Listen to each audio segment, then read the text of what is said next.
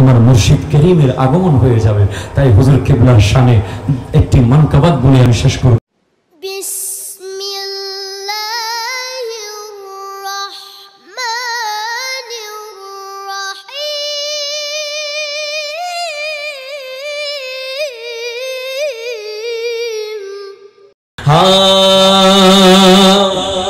সারা বছর বাগানে থেকে তুলে রাখলাম ফুল, কখন আসবে আমার মুর্শিদ আওলাদে রাসূল।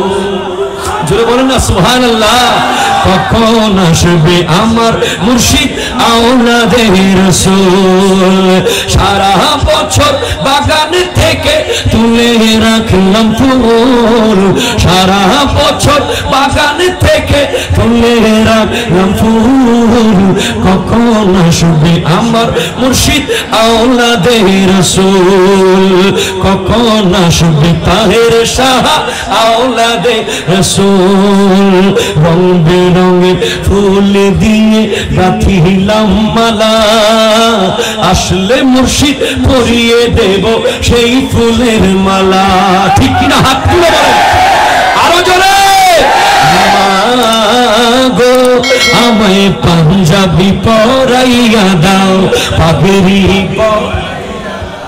আতর লাগাও, গোলাপ লাগাইয়া দাও, যাবো দয়াল নবীর জুলুসে মা, যাবো বীর জুলুসে আমার হুজুর কিবলা আওলাদে রাসূল এসেছে, আমার হুজুর কিবলা আওলাদে রাসূল এসেছে।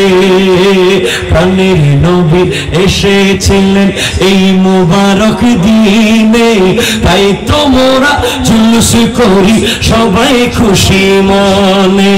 সামনে আওলাদে রাসূল, পিছে গোলামে রাসূল, সামনে আর পিছে গোলামে রাসূল।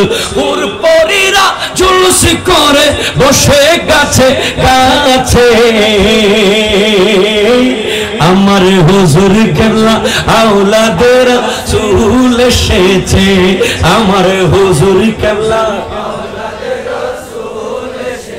মা গো আমায় পাঞ্জাবি পরাইয়া দাও, আতর লাগাইয়া দাও, পাগড়ি যাবো দয়াল নবীর জুলুসে, আমার হুজুর কিবলা আওলাদে রাসূল এসেছে। সুবহানাল্লাহ জোরে বলেন। আল্লাহ তাআলা আমাদেরকে আমার নবীর সুন্নাহ অনুযায়ী চলে নিজের জীবন যাপনকে পরিচালিত করার তৌফিক দান করুক।